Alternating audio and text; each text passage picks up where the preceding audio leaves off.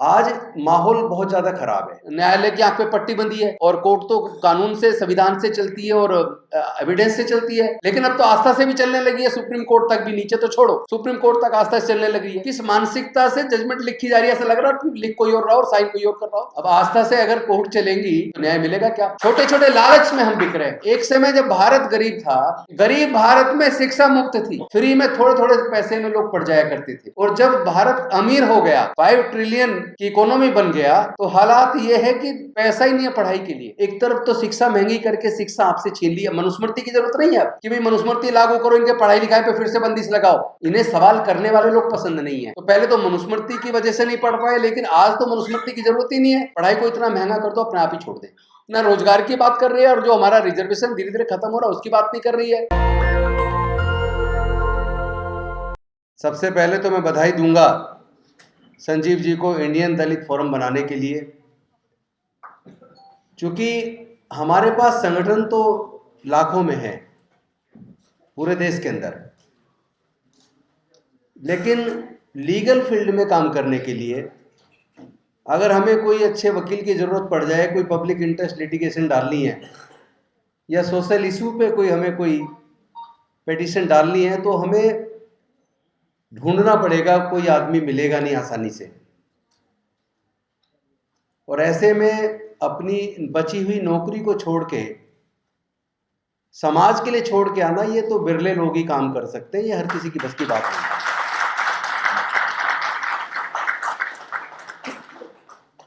आज माहौल बहुत ज्यादा खराब है, कई प्रकार की चोटें एक साथ पड़ रही हैं।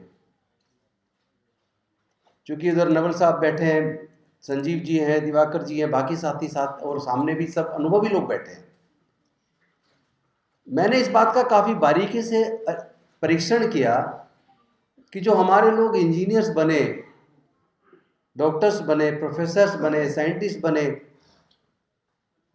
90 के दशक तक, वो लोग वजीफे से ही पढ़ गए। माँ बाप के पास पैसा नहीं था, लेकिन वजीफा इतना मिल जाता था कि उस वजीफे से ही वो पढ़ाई कर गए। और मंडल कमीशन की सिफारिशें लागू होने से पहले तक देश के अंदर रिजर्वेशन को लेके उतनी नफरत भी नहीं थी, एक्सेप्टेबिलिटी थी। लेकिन उसके बाद जो 90 के दशक से जो दौर शुरू हुआ, प्राइवेटाइजेशन, लिबरलाइजेशन, ग्लोबलाइजेशन, तो कई प्रकार के चेंजेस देश में देखने को मिले हैं। एक तो उससे पहले जितनी भी judgment Supreme Court, high court की हुआ करती थी एज एन एडवोकेट, मैंने पढ़ी है, वो मजदूरों के फेवर में हुआ करती थी। जितने इंडस्ट्रियल लॉज होते थे, जैसा गलत तो नहीं कह रहा हूं, आपने तो लेबर की भी कोर्ट देखी है, जितने जजमेंट्स थे पहले और जितने इंडस्ट्रियल लॉज थे वो सारे मजदूरों के हित में थे। लेकिन आज तो सारे लॉज को मल्टीनेशनल कंपनीज के फेवर के लिए या कॉरपोरेट जगत के फेवर के लिए बना दिया। और दूसरी तरफ एक समय जब भारत गरीब था, गरीब भारत में शिक्षा मुफ्त थी, फ्री में थोड़े थोड़े पैसे में लोग पढ़ जाया करते थे। और जब भारत अमीर हो गया, 5 ट्रिलियन की इकोनॉमी बन गया, तो हालात ये है कि पैसा ही नहीं है पढ़ाई के लिए। मैं बड़े अनुभव के बात कह रहा हूं, क्योंकि 5.5 साल मंत्री रहना कम नहीं होता, 10 साल एमएलए रहना कम नहीं होता। मेरे पास इतने लोग आते थे जिसने आईआईटी के लिए क्वालिफाई कर लिया, इंजीनियरिंग के लिए कर लिया, मेडिकल के लिए कर लिया, लॉ के लिए कर लिया। अगर एनएलयू में बच्चे का एडमिशन ऑफर हो गया, पहली बात तो कोचिंग पे खर्च करेगा तो कंपटीशन पास करेगा, उसके बाद एडमिशन ऑफर होगा तो आप यकीन नहीं करेंगे 20 लाख रुपया चाहिए नेशनल लॉ यूनिवर्सिटी से लॉ करने के लिए। सरकारी इंजीनियरिंग कॉलेज दिल्ली गवर्नमेंट के, जिसका किसी का आपका बच्चा अगर इंजीनियरिंग कर रहा हो तो उसकी फीस देख लेना, उसके फीस कर बाकी सारे खर्चे जोड़ेंगे तो कम से कम 15 लाख रुपया चाहिए 4 साल की डिग्री करने के लिए। मैं आप सबसे सवाल कर रहा हूं, क्या हमारे 99% लोग 1% को छोड़ दो जो रिजर्वेशन की वजह से नौकरी में आ गए, राजनीति में आ गए या छोटा मोटा कोई व्यापार कर लिया, लेकिन 99% लोग हमारे क्या 15 और 20 लाख रुपए का खर्च करके अपने बच्चे को डिग्री करा सकते हैं क्या? तो हम खड़े कहाँ हैं? हमारे सामने चैलेंजेस कितने ज्यादा बढ़ गए हैं।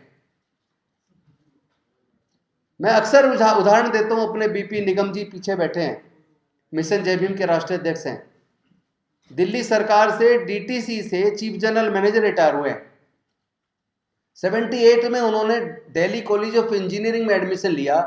180 रुपए की फीस थी, 180 रुपए उनकी मदर ने किसी से कर्ज लिया और 1595 रुपए उस साल उनको वजीफा मिला, तो कर्ज भी वापस कर दिया। पूरे साल के 2 जोड़ी कपड़े और रोज की 1 कप चाय समोसे का पूरे साल का खर्चा स्कॉलरशिप के पैसे से डिग्री करके वो सरकार में आ गए। लेकिन क्या आज सरकार की कोई स्कॉलरशिप बची है? ईडब्ल्यूएस को तो इकोनॉमिक क्राइटेरिया 8 लाख है, लेकिन एससी एसटी के स्कॉलरशिप का क्राइटेरिया, पहली बार तो स्कॉलरशिप कम कर दी, जो क्राइटेरिया वो 2.5 लाख है। हम लगातार कोशिश करते रहे, लेकिन केंद्र सरकार की जो सेंट्रल स्पॉन्सर्ड स्कीम है उसको कौन चेंज करे। और उसे तो छोड़ो, यहाँ ये जो दिल्ली के मुख्यमंत्री वो तैयार नहीं है। मतलब आप ये समझ लो, हमारा आदमी मंत्री भी बन जाए, सांसद जी बैठे पूर्व, वो ज्यादातर तो अपनी कुर्सी बचाने में लगे रहते हैं, अगली बार टिकट ना कट जाए। और जिसके अंदर दमखम होता है वो लड़ता है। हमारे लोग दमखम वाले भी हैं। मुझे खुशी इस बात की हो रही है कि हमारे सांसद, विधायक, मंत्री जो पहले नहीं बोला करते थे, अब तो हर प्रदेश में अपने बोलने वाले लोग कुछ ना कुछ संख्या में आ गए, लेकिन संख्या कम है। आज अगर संजीव जी का साथ आप देते हैं, अच्छी बात है कि आपको लीगल बैटल जो हम लोग को करनी पड़ती है, खासतौर पे सामाजिक विषय पर, क्योंकि इंडिविजुअल तो आदमी खुद लड़ता है तो उसके लिए तो वकील करके पैसे देगा, लेकिन अगर सामाजिक मुद्दे पे करेगा तो उसमें अब आप अगर कहेंगे संजीव जी लड़ो, ठीक है, संजीव जी कहेंगे ठीक है जी, हम अपनी टीम लगाते हैं, लड़ते हैं। लेकिन मैं एक सच्चाई आपको बता रहा हूं और ये सच्चाई आप परख भी लेना। आजकल किसी भी केस की ड्राफ्टिंग और छोटे मोटे खर्चे भी लगाएंगे ना, तो एक पिटीशन में 10,000 तो 10-15,000 मिनिमम खर्च हो जाता है, मिनिमम। वकील तो की फीस तो छोड़ ही दो। तो अगर आप ये सोचे पूरा ही खर्चा वो उठा लें, तो मुझे लगता है 1 आध साल में बैठ ही जाएंगे छोड़ के काम, तो चल नहीं पाएंगे। तो इसमें हमें और आपको सोचना पड़ेगा कि अगर इस संस्था के माध्यम से हमें लीगल बैटल करने के लिए अच्छे वकील उपलब्ध हो जाएं, उनकी लीगल एडवाइस हमें मिल जाए, तो हमें उनको स्ट्रेंथन करना पड़ेगा। और जो लोग हमारे राजनीति में हैं, विधायक हैं, सांसद हैं, मंत्री हैं, उनके डर को निकालो। उनकी ताकत समाज बनेगा तो बोलने की हिम्मत आएगी। कुछ लोग होते हैं जो जिनमें पैदाइशी हिम्मत होती है, लेकिन ज़्यादातर बेहिम्मत वाले लोग हैं। जैसे दिल्ली की विधानसभा की अगर बात करूं, 12 रिजर्व सीटें हैं, 12 में से 11 को आपने कभी सामाजिक मुद्दे पे, समाज के दर्द पे बोलते हुए भी नहीं देखा होगा। तो उम्मीद किससे करोगे? उम्मीद किससे करोगे? आपकी आवाज संसद में, देखो हम और आप धरने प्रदर्शन कर सकते हैं, उससे हम सरकार को दबाव में लाने का काम कर सकते हैं, लेकिन वहां पे अगर हमारे मिनिस्टर, हमारे एमएलए, एमपी अगर समाज की आवाज को एकजुट होकर उठाना शुरू कर दें, तो समाज को बहुत बड़ी ताकत मिल सकती है। ये मैं आपको बता रहा हूं। तो इन्होंने देखो, एक तरफ जो मैंने बताया था कि 90 से जो दौर शुरू हुआ, एक तरफ तो शिक्षा महंगी करके शिक्षा आपसे छीन ली। मनुस्मृति की जरूरत नहीं है अब कि भाई मनुस्मृति लागू करो, इनके पढ़ाई लिखाई पे फिर से बंदिश लगाओ, क्योंकि शिक्षा सवालों को जन्म देती है। शिक्षा से ज्ञान प्राप्त होता है, जब आदमी को ज्ञान होता है तो वो सवाल करता है। इन्हें सवाल करने वाले लोग पसंद नहीं है, इसलिए वो चाहते नहीं आप पढ़े। तो पहले तो मनुस्मृति की वजह से नहीं पढ़ पाए, लेकिन आज तो मनुस्मृति की जरूरत ही नहीं है। पढ़ाई बंदिश, धार्मिक बंदिश मत लगाओ पढ़ने पर, पढ़ाई को इतना महंगा कर दो अपने आप ही छोड़ दें। क्या ये सच नहीं? हमारे ज़्यादातर बच्चे पढ़ाई छोड़ रहे हैं, हायर एजुकेशन के लिए उतना पैसा ही नहीं है। और दूसरी ताकत जो मध्यम वर्ग बना, जिससे हमारी बोलने की ताकत आई है, वो मध्यम वर्ग यहाँ बैठा है। लेकिन ये मध्यम वर्ग है कितना?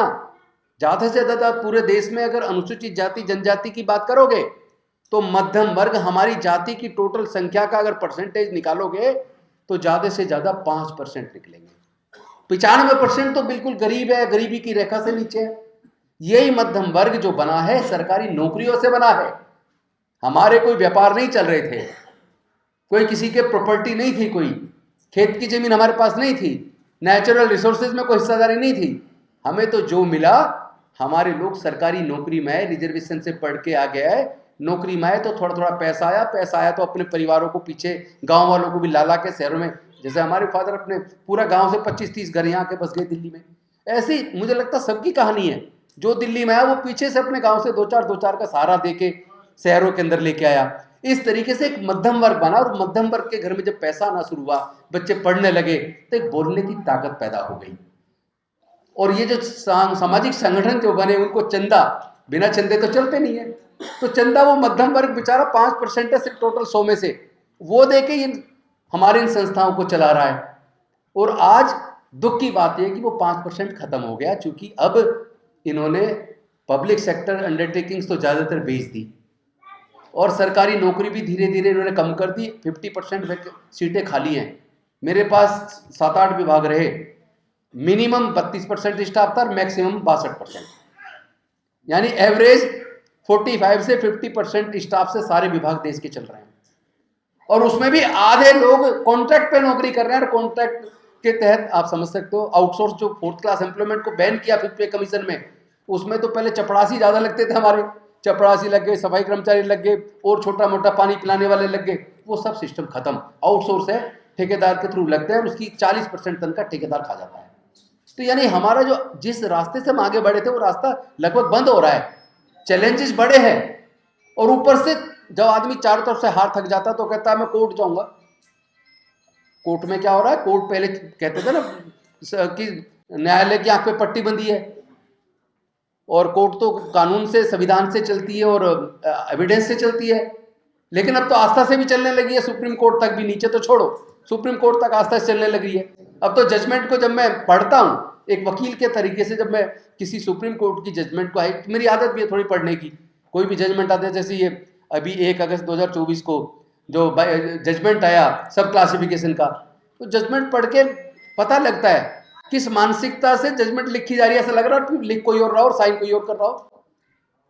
अब आस्था से अगर कोर्ट चलेंगी तो न्याय मिलेगा क्या? और हमारे लोगों को तो ऐसे भी नहीं मिलता। ऐसे में चैलेंजेस मुझे लगता है संजीव जी के सामने भी बढ़ा है और हमारे आपके सामने तो बढ़ा है, लेकिन इससे लड़ा जा सकता है एक ही तरीका, एकजुट होकर।